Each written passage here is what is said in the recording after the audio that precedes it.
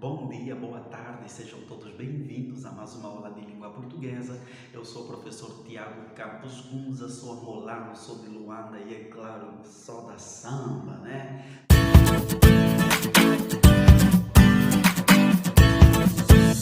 Maravilha! Hoje vamos falar sobre tipos de sujeito. Nós já introduzimos a sintaxe, lembrando que sintaxe é a parte da gramática que estuda o quê? Estuda a frase. Tá? A sintaxe vai estudar a combinação das palavras para formar uma frase. Por exemplo, se eu juntar uma consoante e uma vogal, eu terei um som. E se eu combinar os sons, terei palavras. E se eu combinar as palavras, terei frases. Frases vamos ter período, oração, oração, texto e por ali adiante. O outro aspecto que a sintaxe vai estudar também é a função que as palavras desempenham numa frase. Professor, que palavras são estas? As classes de palavras. Nós temos 6 variáveis e 4 invariáveis. Então, estas palavras na análise sintática, na sintaxe melhor, elas vão desempenhar uma função. Por exemplo, Pedro é um nome, é um substantivo. Mas quando eu digo o Pedro está doente, analisando sintaticamente, o Pedro é o sujeito desta oração, porque é o indivíduo do qual nós afirmamos estar doente, tá certo? Não exatamente porque ele praticou a ação, mas é o indivíduo do qual nós afirmamos estar doente. Então as palavras têm várias funções e o que nós estamos a estudar hoje é uma das funções, a função de sujeito. Já sabemos o que é o sujeito e hoje vamos falar sobre tipos de sujeito, tá? Deixa ficar aqui deste lado. O sujeito pode ser determinado quando nós conseguimos determinar quem é ou qual é o objeto. Ele pode ser indeterminado quando não conseguimos determinar quem é ou qual é o objeto. E pode ser também inexistente, tá? Eu não desenvolvi muito o sujeito inexistente, eu fiz aqui um resumo muito básico para que vocês consigam identificar e classificar o sujeito, tá? Quando é que o sujeito é simples, quando é que ele é composto e quando é que ele é oculto. Sujeito determinado, lembrando, pode ser simples, composto e oculto. Estamos todos bem até aqui? Vamos então à frase. A Olga é muito dedicada. Lembrando que para encontrar o sujeito em uma oração, nós perguntamos o que ou quem ao verbo. Então eu pergunto, quem é muito dedicada? A Olga. A Olga é muito dedicada. E eu tenho uma irmã que se chama Olga, ela realmente é muito dedicada, tá? Um abraço para ti, maninha. Ela é muito dedicada. Então a Olga é muito dedicada. A Olga vai ser o nosso sujeito determinado, simples, tá? Por que é simples? Porque tem apenas um único núcleo. Estamos juntos até aqui? Agora, como é que nós classificamos essa estrutura? Há uma aula já gravada sobre predicado, tá? Então acompanhe a aula e não perca nenhum detalhe dela, tá? Vamos continuar. O objetivo aqui é simplesmente classificar o sujeito, tá? Então permanece aí comigo. Quando é que ele é composto? Quando ele tem mais de um núcleo. Lembrando que o sujeito não é só uma pessoa, tá? Pode ser qualquer coisa, madeira, sol, qualquer coisa. Estamos juntos até aqui? Muito bom. Professores e alunos fizeram um acordo. Eu posso perguntar no singular, não é problema. Quem fez um acordo? Professores e alunos. Reparem que o verbo está no plural, porque nós temos 2 núcleos. Qual é o primeiro núcleo? Professor e alunos. Então, são 2 núcleos, e quando nós temos 2 núcleos, nós chamamos de sujeito composto, tá certo? Qual seria a classificação? Nós temos aqui sujeito, determinado, composto. Por que é determinado? Porque nós conseguimos saber quem são as pessoas que fizeram um acordo. Professores e alunos chegaram a algum acordo. Estamos juntos? Maravilha. Quando é que o sujeito é oculto? Bom, oculto significa escondido. Quem fizer uma pesquisa básica, os nossos amigos, irmãos brasileiros, eles têm disponível muitos conteúdos, né? Muitos. E você poderá encontrar a palavra elíptico ou ainda desinencial, mas faz referência à mesma coisa, tá, meus amigos? Tá complicado aqui alguma coisa? Tá difícil entender? Repito, a palavra oculto pode ser substituída pela palavra desinencial ou ainda elíptico, tá? Mas estamos a falar da mesmíssima coisa. Sujeito oculto, um sujeito escondido. Prontos. Ele não aparece na oração, mas nós sabemos quem é. Por isso é que ele é determinado. Tá tudo bem até aqui? Vamos embora, vamos correr um pouquinho. Planificamos uma festa para ele.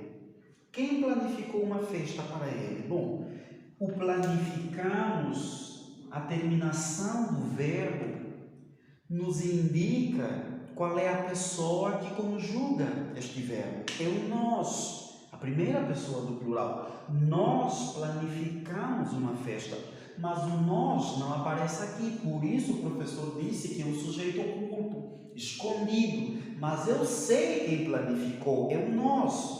Então eu vou dizer assim, sujeito determinado oculto, tá? Entre parênteses, nós. Conseguimos entender? Eu preciso colocar aí o entre parênteses, o nós, para o professor saber que você sabe, tá? Você precisa classificar. É dessa forma que você classifica o sujeito determinado oculto, tá? Na prova, caso apareça, não vá confundir o sujeito determinado oculto com o sujeito indeterminado. Vamos chegar lá, tá? Então você precisa abrir parênteses e colocar ali a pessoa gramatical. Tudo bem até aqui? Maravilha. Agora vamos para o sujeito indeterminado. Sujeito indeterminado, o prefixo in aqui, professor, o que é prefixo? É aquela palavrinha, aquele afixo que aparece antes ou depois. Quando aparece antes, vai se chamar prefixo. Quando aparece depois, vai se chamar sufixo. Normalmente, essas palavrinhas servem para dar origem a uma nova palavra. Por isso é que nós chamamos de afixos, tá? Repita comigo, afixos. Maravilha. Mas isso é uma aula de derivação de palavras, tá? Maravilha. Vamos regressar então. O in, o prefixo in, aqui indica negação. Não. Então, eu tenho determinado. Indeterminado significa que é aquele que eu não consigo determinar. Não consigo saber com precisão quem é o sujeito desta oração. Tá certo? Maravilha. Desviar o dinheiro do banco. Antes de irmos para a frase, eu diria assim, professor, como é que eu saberei que esta frase, o sujeito é indeterminado? Um truque aqui. Normalmente, o sujeito indeterminado, a oração que contém um sujeito indeterminado, normalmente o verbo é acompanhado da terceira pessoa do plural, tá? Normalmente, o verbo fica no plural, tem a conjugação na terceira pessoa. É assim também na nossa vida diária. Quando você tem alguma coisa e você sai de repente do encontro, aquele que você diz, tiraram a minha coisa, tá? Você diz, roubaram a minha coisa, levaram a minha coisa. Por que você coloca na terceira pessoa? Porque você não sabe quem fez. Mamãe, a minha comida estava aqui, comeram a minha comida. Quem comeu? Tu não sabes. Se soubesses quem comeu, terias dito, a fulana comeu ou ele comeu. Aí seria determinado. Tá certo, pessoal? Tá tudo bem até aqui? Compliquei alguma coisa? Então, terceira pessoa do plural nos leva a entender que o sujeito é indeterminado. Nós não sabemos, por exemplo, desviar o dinheiro do banco. Amigos, vamos pensar assim, você recebe o jornal e está escrito assim, desviar o dinheiro do banco. Aí eu pergunto, quem desviou o dinheiro do banco? Você diz assim, são eles, os gatunos. Mas eles quem, pessoal? Tu não sabes quem desviou, então tu não podes afirmar com precisão quem desviou. Nesses casos, nós classificamos como sujeito indeterminado. Tá certo, pessoal? Então, aqui nós vamos dizer que o sujeito é indeterminado. Professor, tenho que colocar parênteses? Não, não precisa colocar nada, tá? Só precisa dizer sujeito indeterminado. Aí o professor Campos vai chegar e vai colocar um bom, bem grande. Tá certo, pessoal? Outra ocorrência, outro momento em que o sujeito também é indeterminado é quando nós utilizamos a partícula si. Repita comigo, partícula si. Mais uma vez, partícula si. Repita, pessoal. Por favor, repitam. Partícula si? Maravilha, partícula si. O que é partícula si? Essa é uma aula. Eu vou gravar essa aula, tá? Da função do si. O si desempenha várias funções, tá? Mas aqui eu quero que você preste atenção no seguinte. Existem algumas situações em que eu utilizo a partícula si quando eu não sei quem é o sujeito. O si me dá a entender que o sujeito é indeterminado. Vamos pensar assim. Precisa-se de alunos bem comportados. Quem precisa de alunos bem comportados? Você podia dizer, professor, a escola. Mas que escola? Que escola? Precisa-se de trabalhadores. Você recebe o jornal, manchete. Precisa-se de trabalhadores. Onde é que eu vou entregar o currículo? Quem precisa de trabalhadores? Onde é que eu vou entregar a documentação para trabalhar? Tá certo? Recruta-se pianistas, atrizes. Quem está a recrutar? Não sabemos. Então o sujeito é indeterminado. Bate-se a porta. Quem bate a porta, professor? Não sabemos. Vende-se, trança-se. Quem vende? Quem trança? Professor, quem vende é o vendedor. Mas que vendedor? Eu não sei de que vendedor se trata. Tá? Então, nesses casos, o sujeito é indeterminado. Tá certo, pessoal?